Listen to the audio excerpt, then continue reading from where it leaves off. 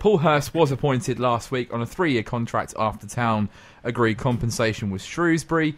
It's finally done. We can finally put to bed all this managerial saga. 63 days of confusion, so many names being bandied about, and now it's time to focus on the new era at the club. Guys, are we happy with the appointment? I am. I'm very happy. We said last week that we were relatively satisfied, but it wasn't sexy. I think that was I said last week. But I think a lot of people have been quite annoyed at it, haven't they? Looking at social media, a lot of people were slaying him off before he'd even, done a managerial, first game in charge even. No, you mean Ipswich Town fans were moaning on social media?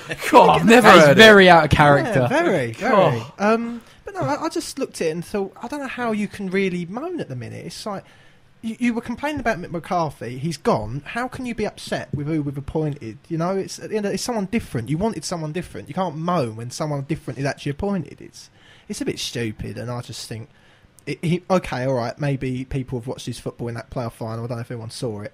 I did, and okay, fair enough. It wasn't great, but he's progressive, and I think this is what we've been crying out for, isn't it? For a couple of years now, we've been crying out for someone who's going to give a chance to the youngsters and freshen things up a little bit, and a fresh approach, and hopefully we'll get that. And not match up other teams and sit back and try and shell some 1-0, as Jake always says. We don't know that yet. Yeah. We don't know yet. Yeah. I think he embodied every single thing Evan said in that interview when he said it was a calculated risk. Because I think out of all the risky appointments we spoke about, and all of the risky ones we heard that were interviewed, he was the safest pair of hands out of all of those.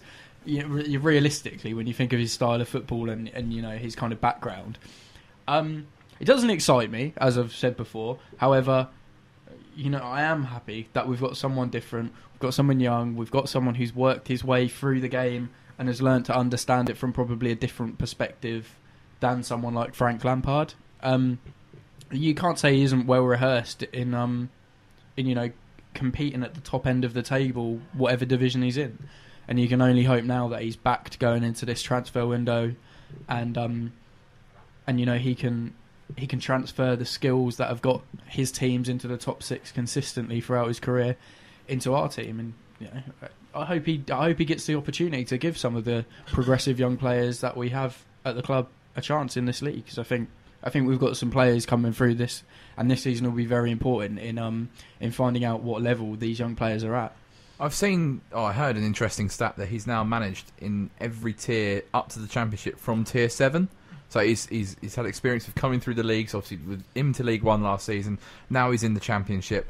There's a lot of progression throughout his career, and he does strike me as someone who's quite ambitious and wants to be the best and strives to make himself a better manager. And he's going on the LMA manager's course as soon as he gets back from Dubai. I saw that. He's not even back in the country yet. Then he's going on a course. Yeah. He's not actually taken over Ipswich for another 2 weeks. Yeah, it's crazy, but. Yeah, I'm relatively satisfied with the appointment. Obviously, we don't know how it's going to go, but he's going to get time. We've got to get behind it, and we have to accept that next season could be a huge transitional year, because we shouldn't expect too much straight away. He's come from Shrewsbury Town, and there's a lot of creases to be ironed out still.